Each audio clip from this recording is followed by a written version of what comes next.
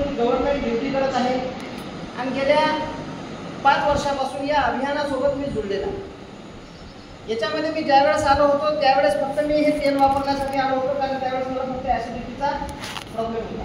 आणि आमचे आदरणीय काळे सर ते आमच्या शाळेवरच होते. त्यांनी सांगितलं होतं की हे तेल जर वापरलं तर तुमची ॲसिडिटी कमी होऊ शकते. फक्त ॲसिडिटी कमी होऊ शकते म्हणून या नावाखाली मी RCMला जॉईन झालो होतो. पण त्यांनी एवढं सांगितलं होतं की हेल्थगार्ड ऑइल वापरा. मी दुकानात गेलो, दुकानात जाऊन फक्त पतंजलीचं राईस ब्रँड ऑइल घेऊन आलो. पण त्यांना काही फरक पडला नाही. मी सरांना म्हटलं होतं की सर यामध्ये काही फरक पडला नाही हो. मग त्यांना सांगितलं होतं की ओरिजिनल तेल कोणतं. त्यावेळेस मी पहिल्यांदा RCMचं हेल्थगार्ड ऑइल आणलं. त्यावेळेस मला महिन्याभरामध्ये तो फरक जाणवला. अशी माझी सुरुवात झाली. स्वतःचा एक बदल मी आणखी तुम्हाला सांगेन. आपण सगळेजण 10वी-12वी आपली झालेली. 10वी-12वी आपण शिकत असताना आपण कधी कधी एकट्याने अभ्यास केला, कधी कधी 2-4 मित्र-मैत्रिणींचा ग्रुप मिळून अभ्यास केला. एकट्याने अभ्यास केल्यावर कधी कधी आपल्याला कंटाळा येते, कधी कधी जांभई येते, कधी कधी झोप येते, अभ्यासात करू वाटत नाही. पण ज्यावेळेस आपण ग्रुपनं करते वेळी आपला अभ्यासात चांगला होतो. हा अनुभव मला आलेला आहे आणि हा अनुभव तुम्हालाही आलेला आहे. तर माझ्यासोबत काही अशा घटना घडल्या की त्या घटना घडलेल्या असताना मी स्वतःला एकटा फील करत होतो. मला कोणाच्या तरी हिमतीची गरज होती.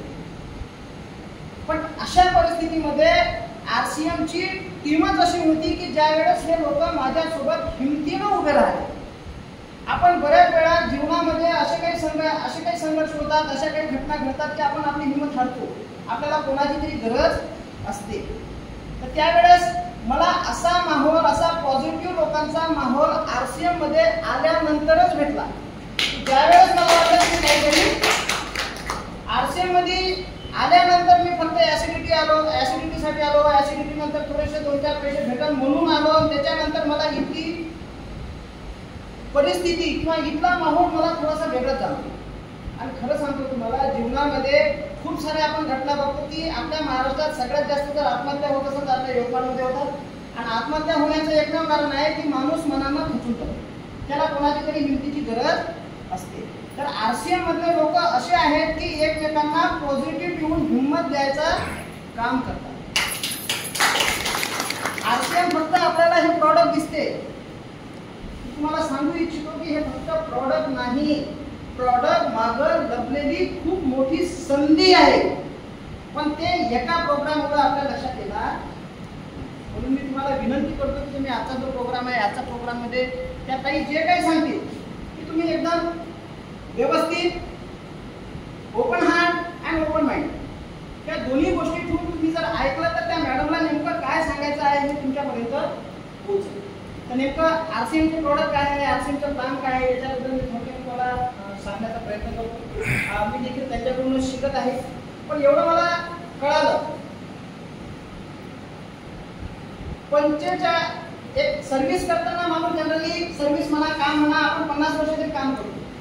पण 50 वर्षात आपल्याला जे काही कमवायचं आहे, कोणाला वाटत असेल की मला 50 वर्षामध्ये काही लोक पैसा कमवतात, 50 वर्षामध्ये काही लोक इज्जत कमवतात, 50 वर्षामध्ये काही लोक रिलेशन कमवतात, 50 वर्षामध्ये काहीतरी लोक मेंटॅलिटी कमवतात. हे सगळं काम 50 वर्षाचं काम 5 वर्षात RCM मध्ये. एवढं मी तुम्हाला नक्की सांगतो की आपल्या मुलांच्या फ्युचरसाठी आता प्रत्येक आई वडील परेशान आहेत की माझ्या मुलाला, माझ्या मुलीला भविष्यात चालून कोणते सवयी लागतात, काही तो चांगल्या मार्गाने जाईल की वाईट मार्गाने जाईल, याच्याविषयी प्रत्येक पालक परेशान.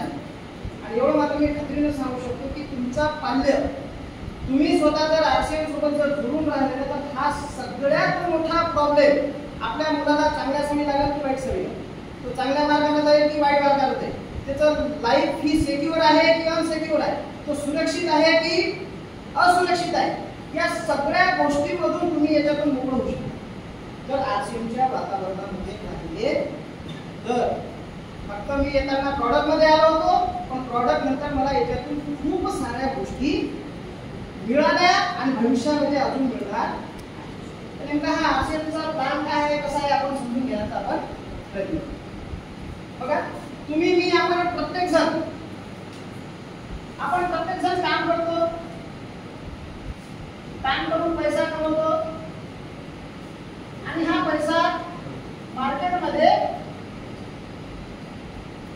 खर्च होतो. कारण आणलेला पैसा जातं तसं काही आपण सेव्ह करून ठेवत नाही. कधी कपड्याला ते घेतो, कधी बूट वगैरे, शेतीचे सामान, घरातला किराणा वगैरे ह्या सगळ्या वस्तू आपण घेत राहतो. सगळ्याचा सगळा पैसा आपला सेव्हिंग होत नसते. जो आपण मार्केटमध्ये खर्च करतो तर इथं आपण कस्टमर असतो. कोणती तरी कंपनी आपल्यासाठी वस्तू बनवत असते.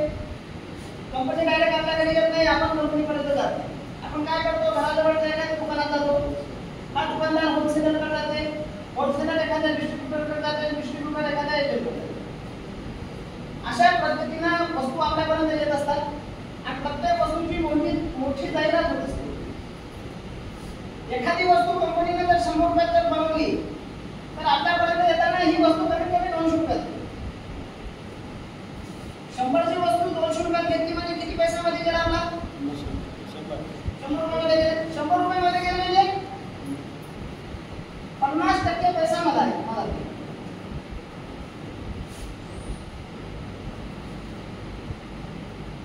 इथे एक प्रॉब्लेम असा अजून झाला की खरेदी आपली बिझनेस आहे, खर्च आपला इन्कम आहे.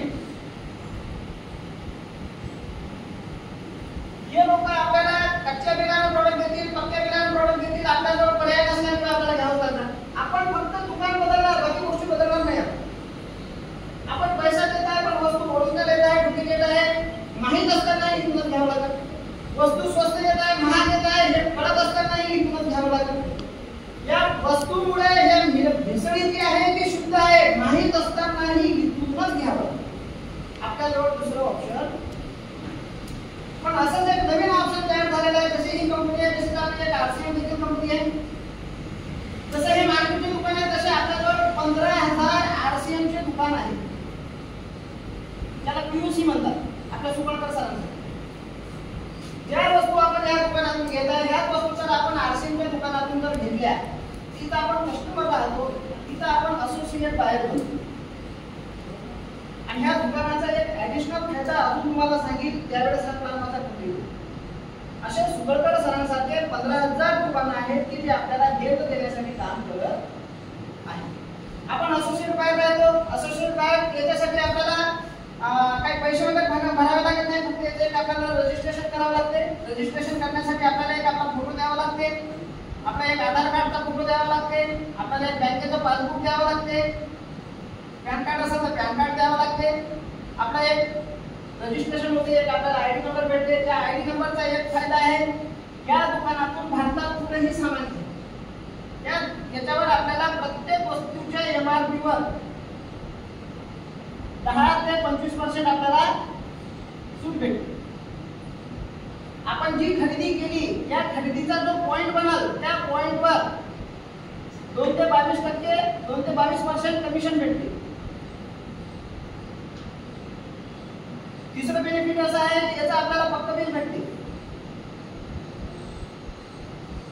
पक्क बिल म्हणजे याचा टॅक्स पेड होते आणि पक्क बिल म्हणजे वस्तू ही शुद्ध आहे. चौथं बेनिफिट म्हणजे या वस्तू नाही आवडल्या तर 30 दिवसापर्यंत या वस्तू आपण परत करू शकतो आणि आपले पैसे परत घेऊ शकतो. म्हणजे मनी बॅक गॅरंटी भेटते.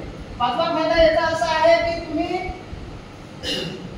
आरसीएमचे प्रॉडक्ट जर खरेदी करत असले तर आयुष्यभर वर्षातून 2 वेळा तुम्हाला प्रॉडक्ट मिळेल.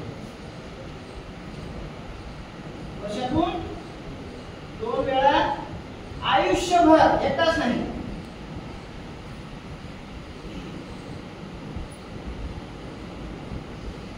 आणि याच्यातून तुम्हाला सर्वात फायदा असा आहे की याच्यातून तुम्ही पॅसिव्ह इन्कमही कमवू.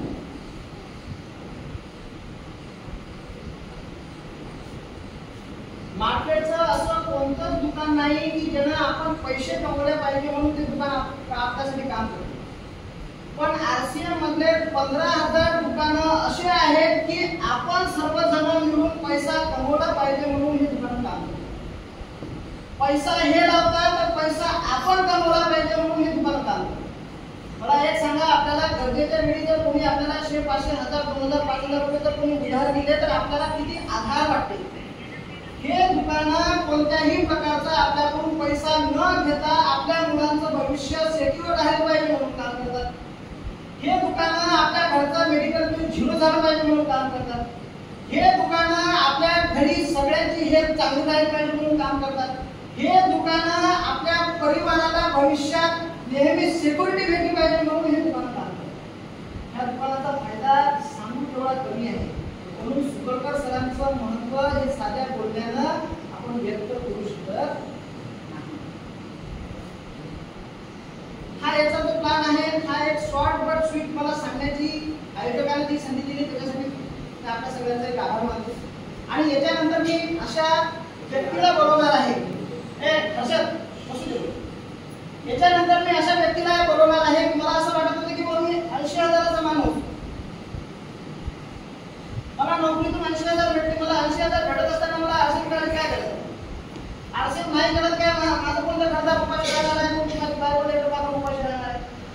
पण ज्या वेळेस त्या व्यक्तीकडे बघितलं की त्या व्यक्तीकडे बघितल्यावर मला कळलं की यांचे 3 प्रकारचे बिझनेस आहेत. स्वतः 3 प्रकारचे बिझनेस आहेत, करोडोची मालमत्ता आहे. करोडो रुपये कमवत असताना, स्वतःचे 3 बिझनेस असताना या माणसाला आरसीएम करायची काय गरज? त्यावेळेस त्या माणसाने मी बघितलं आणि एक अनुभव असाही आला की ज्यावेळेस माणसांवर थोडेसे आपण बघतो त्यावेळेस पैसा जास्त येते, त्यावेळेस माणूस दुसऱ्याशी बोलत नाही, आपला इगो वाढत जातो. पण या व्यक्तीकडे बघितल्यावर मला कळालं की हा माणूस किती ग्राउंड टू अर्थ आहे. एवढा मोठा पैसा असताना देखील या माणसामध्ये विनम्रता किती आहे, नम्रपणा किती आहे, लोकांविषयीची काळजी किती आहे, लोकांविषयीचा पॉझिटिव्ह विचार करण्याची क्षमता किती आहे. नेहमी सगळ्यांचं चांगलं झालं पाहिजे म्हणून त्या व्यक्तीच्या जिभेवर नेहमी चांगलं झालं शकतं. आणि आपण लोकलमध्ये आपण बऱ्याच वेळा बघतो तर दुसऱ्याचं जर चांगलं होत असेल तर आपल्याला मनातून वाईट वाटतं, किंवा आपलं चांगलं होत असेल तर दुसऱ्याला वाईट वाटतं. पण आरशामध्ये त्या माणसाकडे बघितल्यानंतर असं जाणवलं की यार किती दुनिया शिकली आणि ह्या दुनियाच्या माणसाचं त्याच्यापेक्षा वेगळं.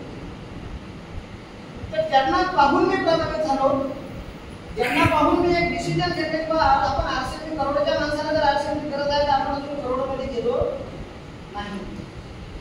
तर असेच आमचे आदरणीय कुसलचे 10 पुणे सर, आपल्या सगळ्यांच्या जोरदार टाळ्यांमध्ये मी सरांना विनंती करतो की